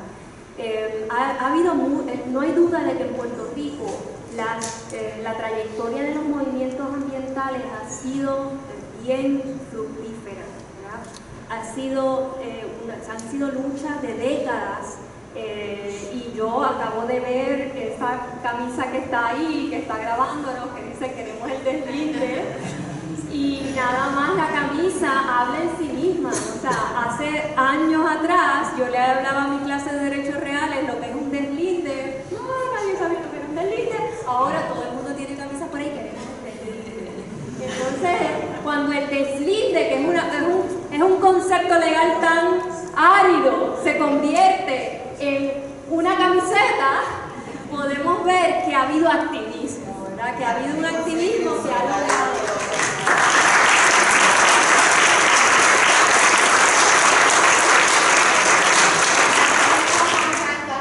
Queremos el deslinde nacional a Nueva York, a Yale, y viaja la frase que pone el deslinde con nosotros. Magnífico, belleza total.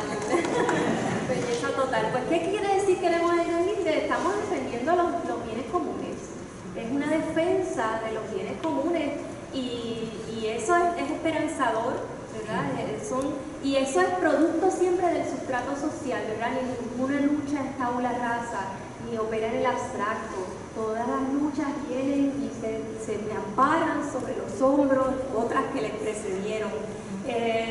No sin problemas, ¿verdad? No sin sacrificio, porque alguien se tiene que sacrificar, alguien duerme en la caseta de campaña y se hacen turnos, ¿verdad? Alguien estuvo en el campamento de Isla Verde, durmiendo en hamaca, para evitar que quitaran 5 cuerdas del balneario público de Isla Verde, o alguien está en el Escambrón denunciando totalmente.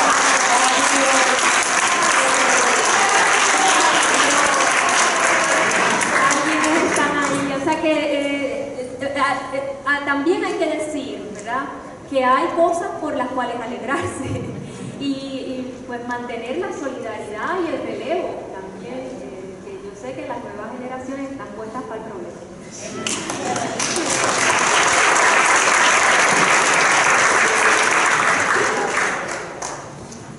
Bueno, no sé si, ¿cuál es la próxima pregunta?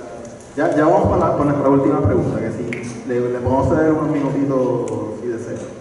¿Cuál es la última pregunta? Bueno, pues, le voy a plantear la pregunta, entonces ahí elaboramos. Ok. Bueno, vivimos un momento en el tiempo donde se siente mucha incertidumbre sobre qué podría ocurrir con nuestro medio ambiente.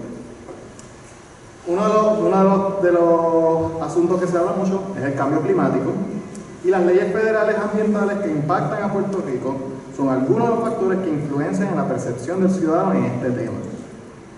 Les pregunto, ¿qué es lo más que nos apremia de cara al futuro? Pues bien, perfecto, porque ya hicimos un poco de referencia a luchas pasadas, casi todas de ellas exitosas, no todas han sido exitosas.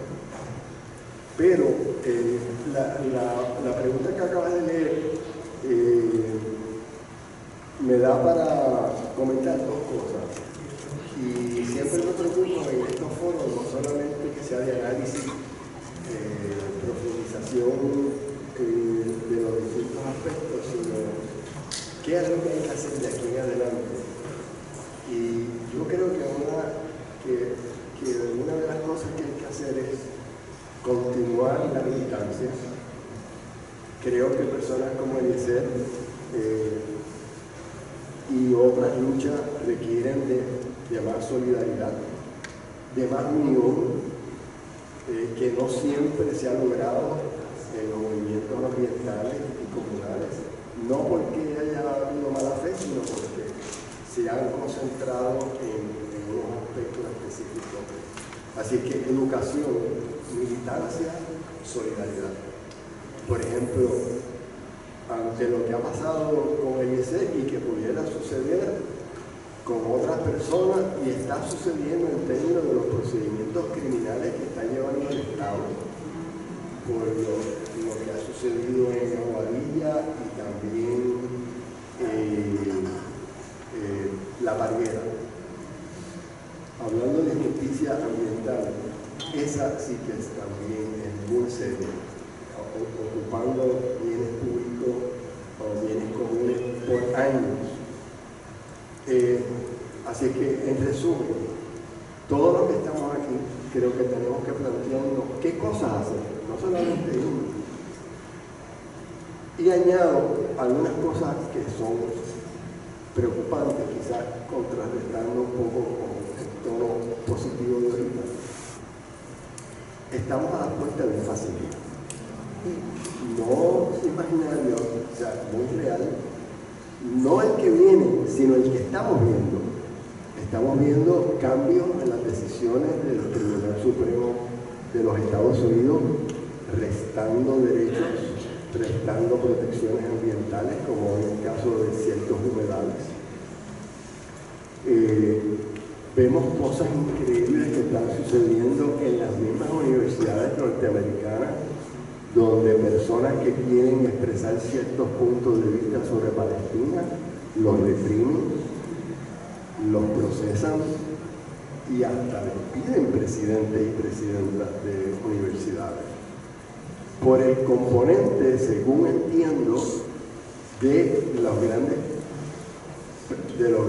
billonarios que contribuyen grandes cantidades de dinero y que están ejerciendo una presión directa sobre las políticas de las universidades. Eso es sumamente preocupante. También observo que en nuestro país mismo una especie de silencio preocupante sobre lo de Palestina. No veo suficiente discusión pública cuando en nuestras narices está aconteciendo cosas que son o genocidio o muy cerca de genocidio. Así que, en fin, me preocupa esas tendencias políticas y legales sumadas a las nuestras muy propias, que son el colonialismo y el gran poder de la Junta de Control Fiscal. ¿Por qué? Porque la Junta de Control Fiscal y esos factores están en este momento diseñando normas jurídicas que van a limitar y quieren limitar los análisis ambientales. Lo han dicho, y tenemos una carta del año pasado. Así que, ¿cómo se va a traducir eso? Pues en más limitaciones a cómo poder proteger los recursos. Así que, en fin, vemos el historial, vemos que queremos educarnos, vemos que queremos unirnos, pero también alerta ante los grandes retos.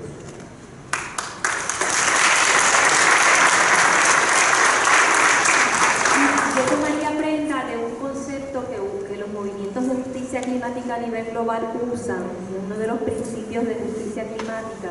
Los movimientos de justicia climática han llamado también la voz de alerta al momento en que estamos viviendo, y entre esos conceptos que estos movimientos traen está el concepto de transiciones. Estamos en un momento de transición, estamos de muchas transiciones, de transiciones políticas, de transiciones para ajustarnos a las realidades materiales que nos enfrenta la crisis climática, y hay quienes están tomando decisiones para cómo vamos a enfrentar esa transición. A lo que los movimientos de justicia climática están diciendo, las transiciones tienen que ser justas. Nosotros tenemos que buscar transiciones, no cualquier transición, transiciones que sean justas para vivir una vida justa, para vivir un mejor momento, ¿verdad? Para salvaguardar la vida incluso en el planeta. Entonces, parte del reto es definir qué es eso. Uno de los problemas principales que yo veo es lo que decía ahorita, el desarraigo, ¿verdad? A cómo el extractivismo, a cómo la depredación, el consumo excesivo, la forma que hemos asumido la vida, son formas que lo que siguen es depredando y depredando y depredando el planeta. Entonces, ahí están, ¿verdad?, parte de los retos que incluye repensar. Hay algunos movimientos que dicen, pues lo que necesitamos es unas concepciones distintas de progreso, unas concepciones distintas para decrecer, y algunos hablan de decrecimiento, ¿verdad?, de las teorías de decrecimiento, que no están exentas de problemas y que han sido también debatidas, pero son conversaciones que están ocurriendo, y también nos toca mirar y repensar los modos de vida, si estamos teniendo modos de vida sustentables, ¿verdad? Y a quiénes afecta, los movimientos aquí, para citar a una de nuestras activistas ambientales, Hernalyn Vázquez, que ha estado en Colombia, estaba diciendo, mira, lo que está pasando en Peñuelas, lo que pasa en el sur de Puerto Rico, afecta a comunidades afrocolombianas, donde se van a poner las cenizas de los quemas de combustibles fósiles que nosotros usamos aquí. Va a afectar a la República Dominicana, va a afectar al Caribe colombiano, es decir, a alguien va a afectar nuestros modos de vida, ¿no? Y en ese sentido toca, no solamente, es importante no ver que tampoco el consumo, el consumo verde nos va a resolver la vida, no es un asunto individual, es un problema estructural, macro, pero también es un asunto de una escala de cada uno de nosotros, de cómo queremos vivir, ¿no? Entonces pienso que parte de eso, y anoté aquí quizás esta última y con esto termino, que apremia, yo creo que apremia reconocer que hay transiciones que están ocurriendo, incluso a espaldas nuestras. Entonces hay que revirar, ¿verdad? Es decir, estas transiciones tienen que ir en otra dirección. Cuando hablamos quizás de decrecimiento, ¿qué es lo que tenemos que decrecer? Tenemos que decrecer que las lógicas privatizadoras nos están robando de los elementos básicos y comunes para la vida. Y eso tiene que decrecer. La lógica de lo privado tiene que decrecer. Para empezar aquí en nuestra sala. Es decir, seguimos comprando en Amazon libros cuando las bibliotecas tienen los libros en lo común. Pues sigamos defendiendo lo común, defendamos que la Universidad de Puerto Rico tenga presupuesto para comprar los libros de nuestra biblioteca y mantener la biblioteca pública.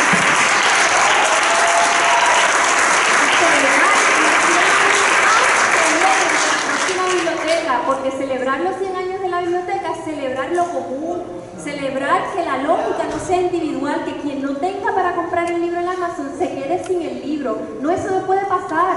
no puede pasar porque el libro tiene que ser común, debe estar en los anaqueles, y quien no tenga, no importa si tienes mucho dinero o poco, puede acceder al libro. Esas lógicas están cotidianamente en todos los aspectos de nuestra vida, y esas lógicas tienen que ponérsele freno, porque de lo contrario solos no vamos a llegar a ningún lado, porque somos, como dicen las ecofeministas, ecodependientes e interdependientes.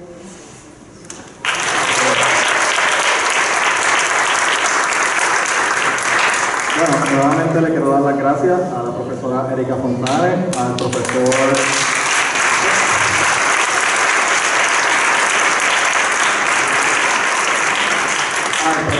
Pedro Saez,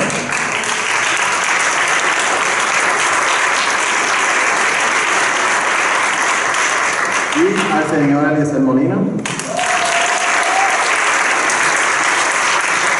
Ahora vamos a dar un tiempito para preguntas del público. ¿Alguien tiene preguntas? Okay. Buenas tardes. Se quedó Río Piedra, el río Piedra.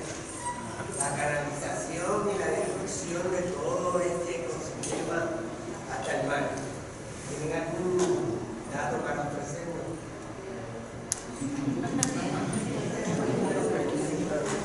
Sí, ya se fue.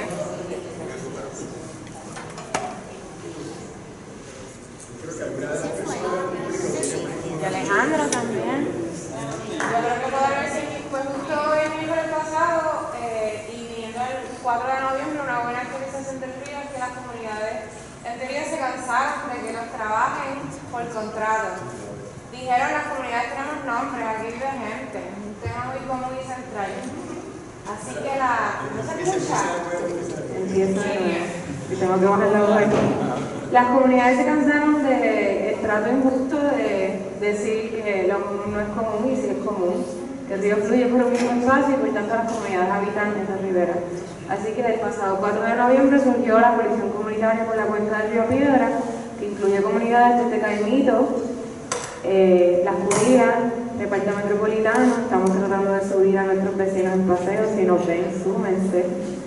Departamento Metropolitano, University, Villanevares, Puerto Nuevo. Con ellos, el miércoles pasado, o sea, hace 2 días, se sentaron en la mesa, sin ser invitados. El cuerpo de ingenieros ha pedido un espacio. La comunidad no pidió permiso, cogió la silla y se sentó en la mesa. Y hablaron sobre lo que sí quieren. De la resolución comunitaria que se les entregó a la mano en inglés y español, porque había representación de Casablanca, el cuerpo de ingenieros, se pidió un plan de manejo integrado. No podemos trabajar, no podemos mirar, no podemos vivir en los recursos naturales divididos.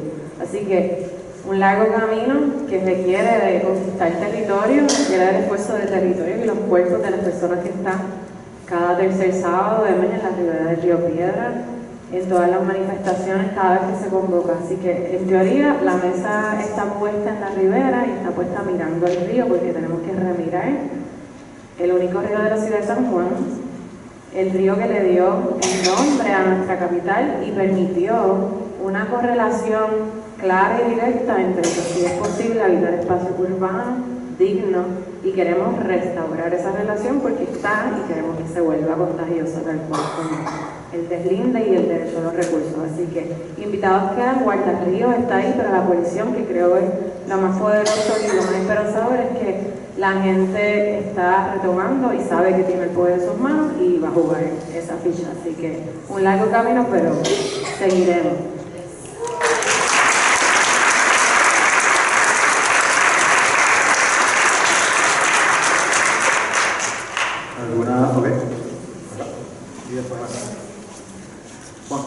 Buenas tardes, muchas gracias primero por tomar el tiempo de crear aquí en la biblioteca este conversatorio sobre la justicia ambiental y con nuestras superestrellas, porque sepan que en la caseta nos estamos leyendo el derecho a la opinión.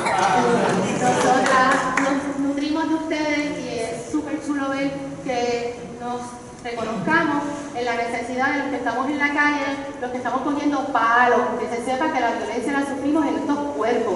Estamos en Flaca, en la playa de Rincón, Los Almendros, sin ejercer la violencia sobre nadie, he sufrido la violencia del cuerpo policial de este país sobre estas costillas de mi pecho. Esta señora que me acompaña aquí al lado de mí, sola, en la playa del Escambrón por 4 meses, aguantando la ventolera de allí.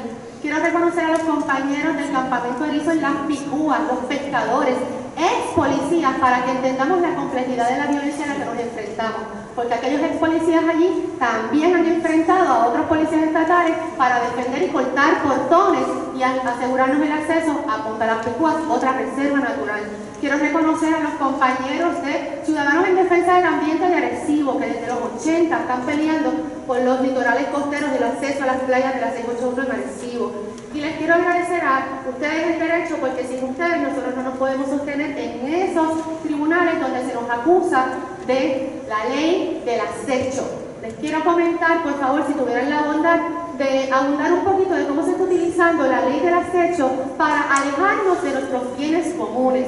Al compañero Ricardo López de la Bomba Palenque lo que hicieron, le pusieron una ley de acecho para sacarlo de la placita de Bayamón. Al compañero Eliezer le han prohibido por más de un año que no vaya a la playa de Los Almendros en Rincón. Al compañero Lau se lo sacaron de la playa de frente de su casa en Arecibo. Nosotros todos nos estamos enfrentando a estas órdenes de acecho, y tengo otra compañera que no voy a mencionar, en la playa de Loíza, enfrente de su casa, donde tampoco me la dejan pasar y me le han puesto otra orden de acecho ex parte.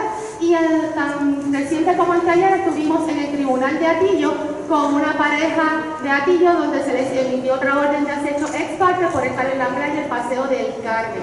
Entonces, ¿cómo se está utilizando esa ley para criminalizar a las personas que estamos en el activismo?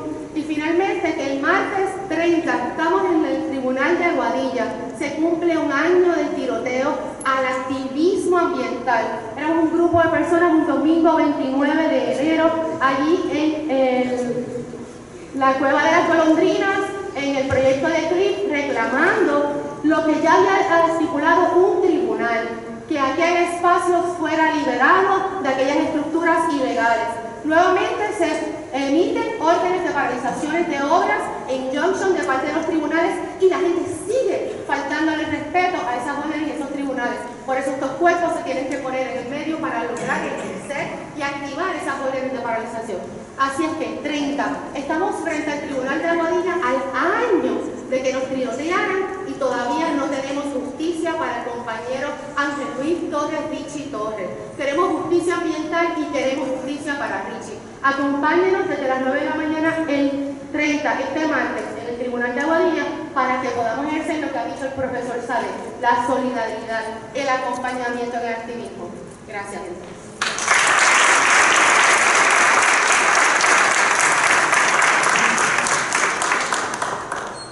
No sé si quieran decir algo de lo comentado por la compañera.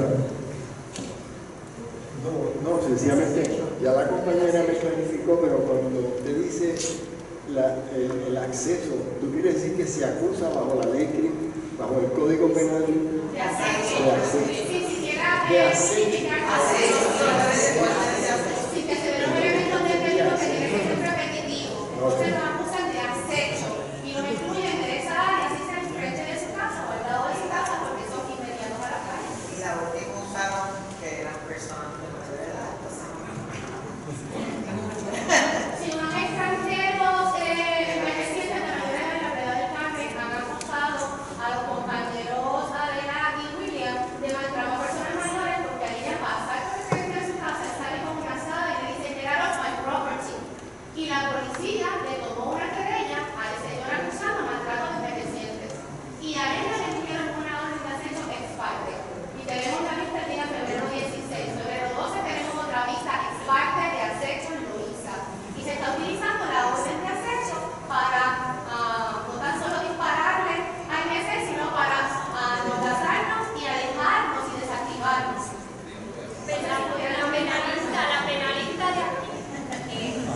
Buenas, yo soy la profesora Iris Rosario. La ley de acecho es una ley civil, debo decirles, es una ley civil que provee para que se ordene por parte del tribunal, en algunas ocasiones ex parte, una orden de alejamiento en favor y en contra de una persona. Lo que ocurre es que, bueno, en el primer procedimiento se hace ex parte, solamente va la parte que quiere que la otra se aleje y le dice al tribunal lo que le quiera decir, ¿no? Porque la otra parte no está. Se concede, raras veces no se concede, y después se supone que se dé una nueva vista para que las partes se enfrenten en un sistema adversativo, ¿no? Cuando esa orden ya en la vista ordinaria se concede, si es que se concede, al violentarse entonces se convierte en un delito, ¿no? Un delito de naturaleza grave. Entonces, también está el maltrato a envejecientes, que son los articulados 120A, 120B, C, D, E y F del Código Penal. Yo le llamo la ley de Roxana López, porque fue la senadora Roxana López preocupada por la población envejeciente del país, que a lo mejor estaba siendo sometida a explotación financiera y demás por otras personas, que presentó ese proyecto de ley que hace que cualquier delito que de ordinario era menos grave se convierta en un delito grave cuya pena es de 10 años de cárcel. El primero es de maltrato a personas envejecientes e incluye maltrato físico como maltrato emocional. Y entonces de ese es el que está hablando la compañera. Por lo tanto, si se le presenta una orden de acecho a esta persona que habita en la playa, que camina por la playa, que las personas extranjeras no quieren que camine por allí, y llaman a la policía y ya hay una orden y esa orden fue notificada, pues va a haber una infracción a la ley de acecho de Puerto Rico y eso se configura como un delito. Y esto no es más que pues, el patrón que siempre existe de criminalización de la protesta, lo hemos visto en todos los contextos, ¿no? Y por eso, y no me canso de decirlo, no tenemos que acudir al derecho penal para tratar de lograr lo que queremos lograr mediante otros medios, ¿no? No debemos ir a confiar precisamente en la policía para que cuando ocurren este tipo de acontecimientos para que nos custodie, ¿no? Porque la policía llega y nos tirotea y la policía llega y se convierte en los agresores, ¿no? Y bueno, eso es lo que quería aclarar, que la ley de acecho es civil, ¿no? Lo están utilizando en ese objetivo porque al estar con la amenaza de convertir en delito, volver a pasar por la playa, pues efectivamente no regresan al área. Pero estando ahí presentes ambas partes, el policía escribe en el final del reporte el señor sale con la sala y las amenazas, y sin embargo, no emite una querella de parte de ellos y se acepta la denuncia extranjera. Y nada, serán diferentes contextos, pero se sigue utilizando para efectivamente alejarnos del área donde estamos. Para disuadir todo. En el caso de que no se constituye acecho, por decir cosas que son verdad, y incluso la parte pidió solamente 12 meses y el juez dijo no, lo puedo dar 18. Y ese nunca ha pasado. Ese ya no tiene ni vive. Eso es verdad. Bueno, tenemos tiempo para una pregunta más porque ya no tenemos, ya se acabó el tiempo de la actividad. ¿Alguien más tiene preguntas? Hola. Okay. Mi nombre es Elizabeth Rivera, yo vengo de Bayamón, vengo pidiendo ayuda porque estoy prácticamente así, me siento sola. Ya cumplí un año tratando de defender el bosque, el Parque Monagas. El año pasado teníamos una asfaltera, ahora tenemos 2 en el mismo bosque. ¿Hay alguna manera de que yo solita o con 2 más podamos salvar el bosque? ¿Hay alguna manera que 2 personas podamos salvar eso?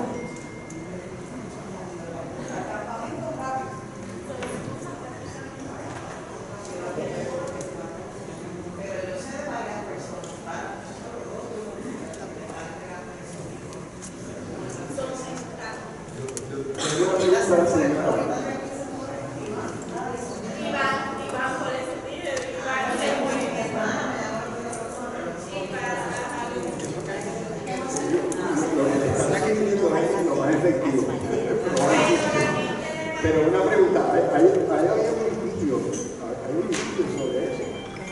Hay litigio, pero el licenciado Morales de Servicios Legales no ha podido leer los documentos.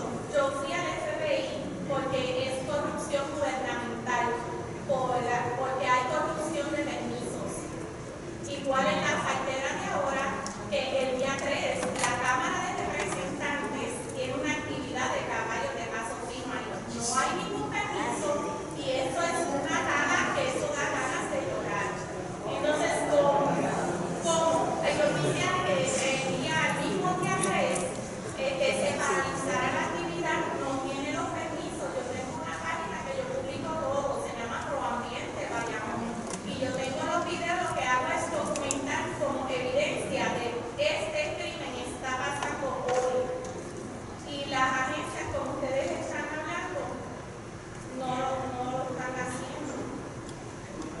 ¿Cuál era el nombre de la página otra vez? Para que...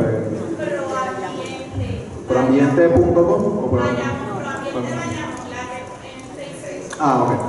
Ahí tengo los videos y documentos para que la hagas tratando de educar, para que veas que nos vamos a morir.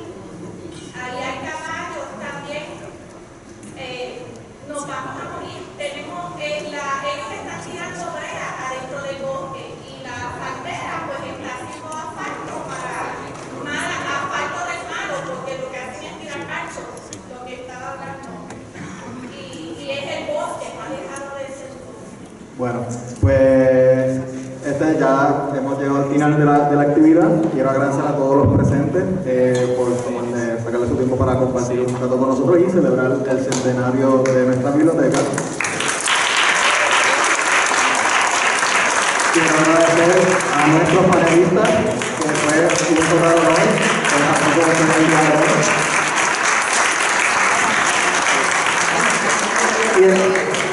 A la profesora Rosario, que tuvo una breve participación en la actividad.